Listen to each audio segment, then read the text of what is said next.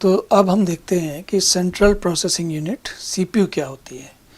तो सीपीयू जो होती है ये आपकी ये मुख्य इकाई होती है, मुख्य जो विभाग होता है सेंट्रल प्रोसेसिंग यूनिट, या सेंट्रल ऑफिस भी जिसे कह सकते हो आप, ये सेंट्रल ऑफिस की तरह मुख्य विभाग सेंट्रल प्रोसेसिंग यूनिट होती है। इसमें ये आप अगर अपने व्यापार की दृष्टि से देखें तो व्यापार में क्या होता है, कुछ सामान आता है और उस पर कुछ आप विशेष काम करते हो, कुछ नया जोड़ उसमें कोई नई चीज़ बनाते हो। ये कच्चा माल है, कोई नई चीज़ ली उससे बनाई, ये आपकी कंपनी का ये कारखाना भी हो सकता है, ये आपका जो केंद्रीय विभाग भी हो सकता है। यानी कि ये आपके व्यापार का मुख्य काम है ये। और ये जो बनाने के बाद आप उसका जो नया सामान बनाते हो उसको आप बाज़ार में बेचने के लिए ले आते हो। जैसे मैं यहाँ पर उसको मैं उत्तर या आउटपुट यूनिट के लिए रूप में कह रहा हूँ, लेकिन आप इसको ये समझ सकते हैं। तो अब इसको समझने के लिए मैं एक बार से फिर से अपना चित्र लेके आता हूँ, जिससे कि आपको ये समझ में आए कि क्या ये मदरबोर्ड, ये वाला जो हमारा मदरबोर्ड था, ये वाला चित्र लेके आता हूँ, आपको फिर से दिखाता हूँ। देखिए इसमें जो है, अब यहाँ पर एक मिनट समझिए, इसके तीन भाग जो बता रहे हैं क्या क्या हैं। एक तो कंट्रोल यूनिट है, एक अर्थमेटिक यूनिट है, एक मेमोरी यूनिट है, ठीक है। तो उसमें देखिए ये कंट्रोल यूनिट, ये मैथमेटिकल यूनिट और ये मेमोरी, इसको तीनों को मिला के हम सेंट्रल प्रोसेसिंग यूनिट कहते हैं। हालांकि अगर आप थोड़ा सा और गहराई में जाएंगे तो इस हिस्से को सेंट्रल प्रोसेसिंग यूनिट कहते हैं और इस प्रोसेसिंग कहते हैं और इसको मेमोरी कहते हैं। अब ये मेमोरी यहाँ पर जरा थोड़ा समझते हैं। पहली चीज़ तो ये समझिए कि ये जो सेंट्रल प्रोसेसिंग यूनिट है हमारे इस चित्र में ये जो है माइक्रो प्रोसेसर, ये है सेंट्रल प्रोसेसर, ठीक है। और इसको ये सेंट्रल प्रोसेसर क्या काम करता है, जो आपका मुख्य विभाग है, जो भी मुख्य आपका व्यापार है उसका जो मुख्य काम है। मान लीजिए कि आप लकड़ी लाते हैं और लकड़ी को से कुछ नए नए फर्नीचर के आइटम बनाते हैं, कुछ विशेष किस्म का फर्नीचर बनाते हैं और उसको बाज़ार में बेचते हैं। तो ये जो इनपुट है ये पेड़ों की लकड़ी है, कटे हुए लट्ठे हैं, है ना, जो उसके पटरे होते हैं या लट्ठे, जिस भी रूप में लकड़ी आती है आपके पास। और यहाँ पर आप उसको अलग अलग तरीके से बोर्ड में उसको पाउडर बना के, आप उसके डंडे निकाल के, व्हाटएवर जैसे भी तरीके से करते हो, ये सारा काम आप सेंट्रल प्रोसेसिंग यूनिट में करते हो। फिर जब एक बार आपकी मेज, टेबल या जो भी आप विशेष कोई आर्ट संग्रह की चीज़ बना रहे हैं, वो मान लीजिए आप वुड उसके लकड़ी के फ्रेम बनाते हैं, है ना, तो वो उसके लिए फिर वो आपका आउटपुट होता है। लेकिन जब आप काम करते रहते हैं जिस समय, अब आप यहाँ देखिए ज़रा, ये है आपकी सेंट्रल प्रोसेसिंग यूनिट।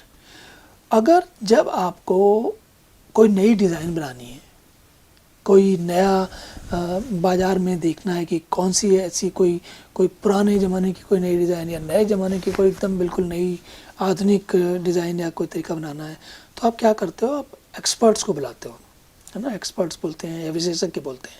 तो जो ये गणितीय इकाई है वो विशेषज्ञों का काम करती है। इस बोर्ड में देखिए, इसमें गणितीय इकाई नहीं है क्योंकि इस बोर्ड में विशेषज्ञों की ज़रूरत नहीं है। ये लोग, इन्होंने अपना सोच लिया है हमें क्या बनाना है और वही बनाते जा रहे हैं। लेकिन अगर इनको विशेषज्ञों की ज़रूरत पड़ती तो ये जो ऊपर वाला सॉकेट खाली दिख रहा है, यहाँ पर ये इसका नाम है 8088। देखिए ये लिखा ना 8088, ये लिखा 8088, इसका नाम है 8088 और इसके साथ ये इसका भाई 8087 भी लगाते हैं यहाँ पर। 8087 क्या करता है, वो विशेषज्ञों वाला काम करता है, गणितीय इकाई ये सब वगैरह वगैरह, है ना। और जब आप मान लिए लकड़ी लेके आए आप, तो लकड़ी से खूबसूरत फ्रेम हवा में तो नहीं बनेगा।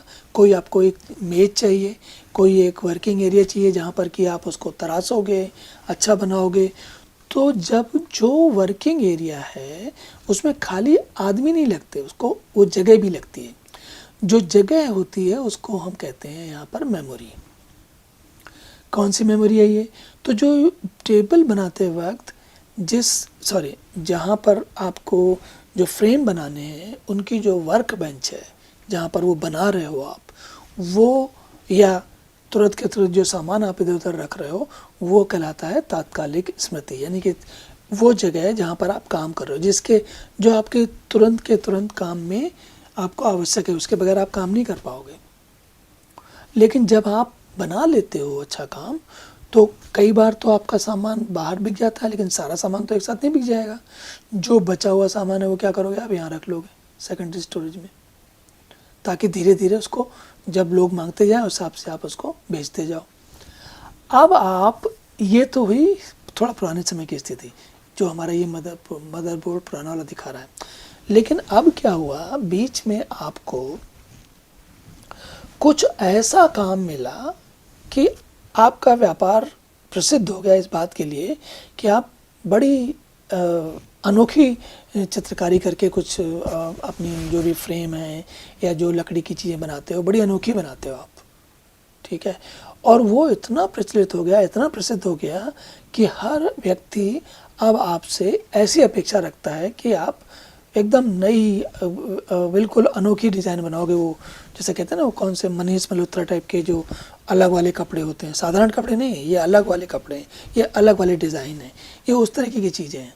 तो अब आप क्या करने वाले हो, अब आपको क्या हुई कि ये कंट्रोल प्रोसेसिंग यूनिट के साथ साथ आपको लगातार विशेषज्ञों की भी ज़रूरत पड़ रही है।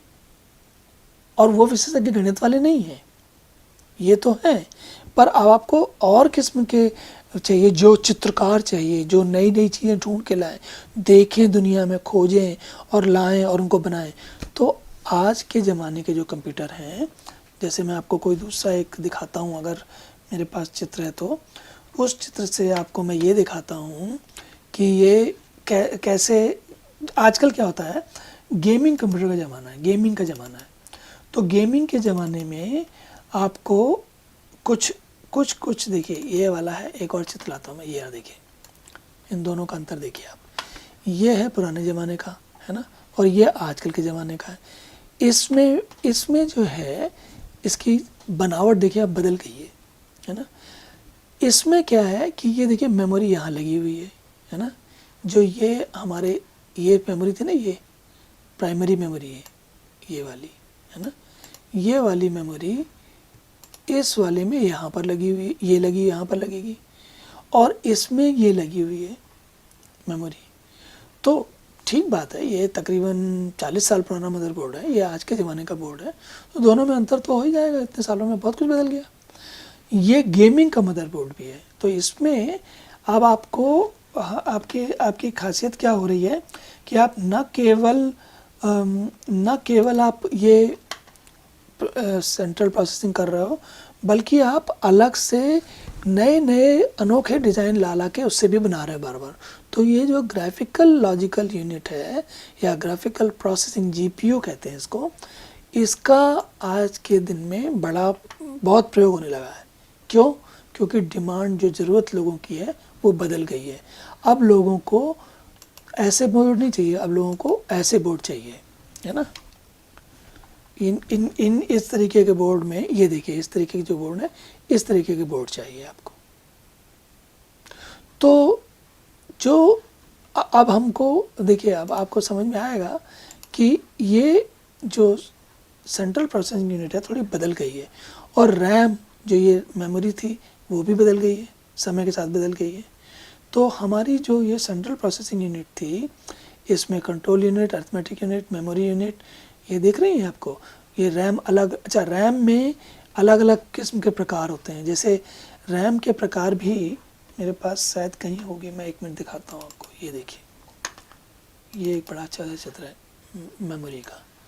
अब ये एक चित्र है मेमोरी का, इस चित्र में आपको ये दिखाता हूँ, ये देख रहे हैं आप, जैसे ये बगल में आपको दिख रही है रैम, मेमोरी यूनिट में देखिए रैम है, डी रैम है, एस रैम है, रोम है ना। ये जो है पिछले 20 सालों में आने वाली, 20-22 सालों में आने वाली अलग अलग किस्म की मेमोरी है, रैम है ये। अब आपको, अगर आप अपने पिछले चित्र से इसकी तुलना करें, जिसको कि हम देख रहे थे, ये कौन सा, ये वाला है ना, इसकी रैम देखिए, इसकी रैम जो है वो कैसी दिख रही है, ये देखिए, ये रैम है, ये भी रैम है, ये पुराने ज़माने की रैम है, ये 40 साल पुरानी रैम है। आजकल की रैम कुछ ऐसी दिखती है, ठीक है। और ये भी बहुत नहीं, इसमें 10 साल पुरानी रैम भी है, कुछ थोड़ी आज के समय की भी हैं, और ये अलग अलग आकार की हैं। ये जैसे ये वाली, इनमें से मुझे याद नहीं ठीक से, ये वाली, हाँ ये वाली देखिए, इसमें पढ़ने में आएगा तो ठीक है, नहीं तो किसी और में दिखाता हूँ आपको, इसमें शायद पढ़ने में आएगा। ये देखिए, ये 8 GB की रैम है, ये है ना, ये 8 GB की रैम है।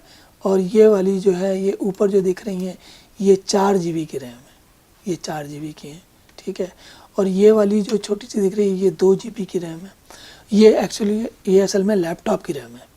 और ये जो मैंने बगल में रखी हुई है ना, ये छोटी सी सिम कार्ड की तरह दिखने वाली, ये जियो का सिम कार्ड होता था ना, उसके आकार की आजकल छोटी सी रैम भी आती है, आपके फ़ोन में लगाते हैं ना आप, जो वो उसी आकार के साइम दिखती वाली रैम, इसकी इस आकार और प्रकार की रैम भी होती है। तो रैम भी आपने देखा कि अलग अलग किस्म की रैम मिलेंगी आपको, और समय के साथ चीज़ें बदलती हैं। लेकिन रैम असल में क्या है? रैम जो है असल में आपकी वर्क बेंच में, जहाँ पर कि काम करते वक्त जो जगह का प्रयोग करते हो, जहाँ पर सामान उठाते रखते हो, फटाफट सामने सामने रखते हो, वो वाली जगह रैम है। और जो ये दीर्घकालिक किस्म है, ये सेकेंडरी रैम कहलाती है। अब इसमें एक चीज़ रह गई, ये रॉम, यह मैंने एस रैम और रॉम के बारे में नहीं बताया आपको। रैम के बारे में बिल्कुल अलग से चर्चा करेंगे, क्योंकि रैम थोड़ी एक अलग टाइप की चीज़ है, तो उसके बारे में अलग से बात करना ही में ही मज़ा आता है। अब इसमें एक बार देखिए आप, इसमें जो है, मैं इसी चित्र पे फिर वापस आता हूँ। इसमें मैं 1 मिनट याद करने की कोशिश कर रहा हूँ, कहाँ पर है। ये जो दिख रही है आपको,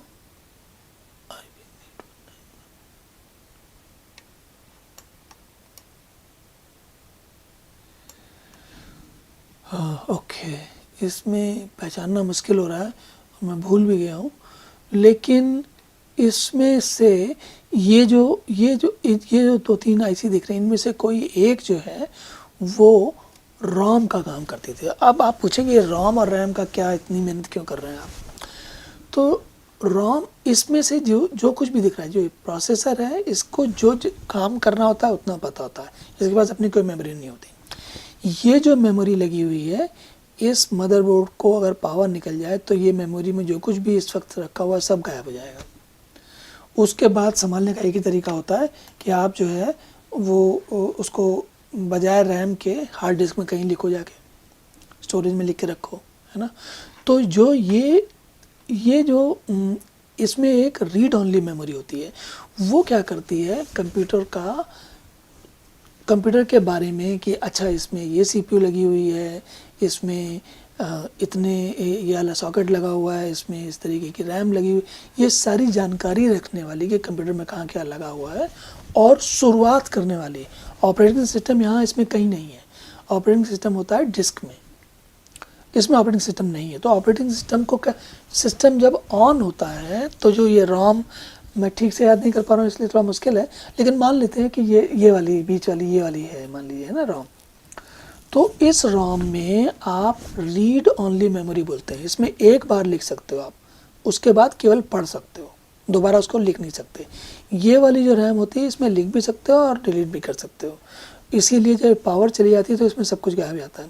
इसमें सब कुछ नहीं गायब होता, इसमें इस वाली जो रैम में सिस्टम को बूट करने के, शुरुआत करने के लिए जो कुछ आवश्यकता होती है वो सब इसमें रखा जाता है। तो ये जो होती है उसको बोलते हैं रॉम। और इसकी खासियत यही है, देखिए इसमें इन्होंने भी लिखा दिया, कंप्यूटर को असेंबल करते समय प्रोग्राम लोड किया सकते हैं। शुरुआत करते वक्त के जो प्रोग्राम है वो इसमें लिखे रहते हैं। इसलिए हालांकि केवल ये एक बहुत ही महत्वपूर्ण प्रयोग है, लेकिन इसके अलावा भी कई जगह पे, हर उस जगह में जहां आपको बार बार लिखने की ज़रूरत नहीं है, एक बार लिख दिया आपने, उसी को पढ़ पढ़ के काम चलना है, उस जगह पे आप रॉम का, रीड ओनली मेमोरी का प्रयोग करते हैं। तो अब आप सोचेंगे जब हम रीड और राइट दोनों कर सकते हैं तो रीड ओनली मेमोरी का प्रयोग करते क्यों हम? हाँ, ये लेकिन बड़ा अच्छा सवाल है। सवाल की खासियत ये है कि कई बार ऐसी स्थितियाँ होती हैं कि आपने जो लिखा है उस पे आप नहीं चाहते कि गलती से आप खुद भी, कोई और या आप खुद, उसको उसमें कुछ बिगाड़ दो। क्यों? मान लीजिए कंप्यूटर है हमारा, अब इसके अंदर इस बात के निर्देश लिखेंगे कैसे अब बूट करना, कैसे शुरुआत करनी है, और मैं नौसिखिया प्रोग्रामर हूँ और मैंने उठा के इसमें कुछ आगे गलत लिख दिया, तो क्या होगा? अगली बार कंप्यूटर बूट ही नहीं होगा, चलेगा ही नहीं। तो रीड ओनली मेमोरी एक का प्रयोग करने का सबसे बड़ा कारण ये है, जब हम गलती से भी ऐसी स्थिति नहीं उत्पन्न होने देना चाहते जिसमें कि हम कोई गलती से बिगाड़ सकें चीज़ों को, इसलिए भी रीड ओनली मेमोरी का विशेष करके प्रयोग किया जाता है।